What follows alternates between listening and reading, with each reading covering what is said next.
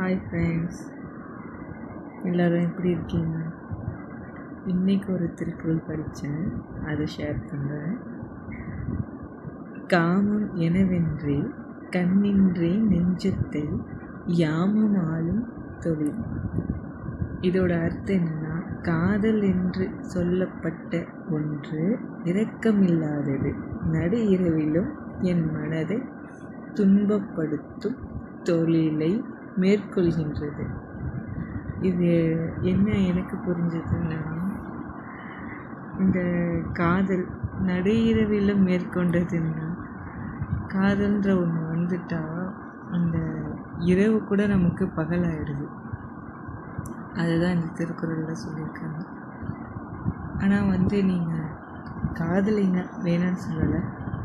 வாழ்க்கைன்னு தெரிஞ்சதுக்கு அப்புறமா காதலி, அப்போ தான் அந்த காதலோட வேல்யூ உங்களுக்கு புரியும்.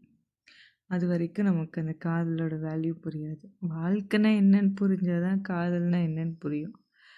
வாழ்க்கைன்னு என்னன்னு தெரியாமலே நீங்கள் காதலிக்க ஆரம்பித்தா அது நம்ம லைஃப்பில் சரியாக வராது.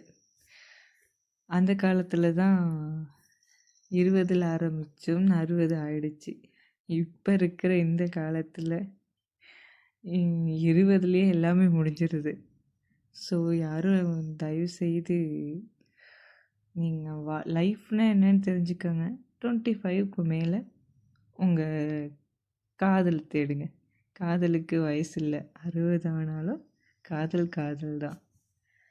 வெயிட் பண்ணி காதலிங்க, லைஃப்பை பாருங்கள். ஒரு லைஃப்பை கொஞ்சம் முன்னேற்றிட்டு அப்புறம் காதலிங்க.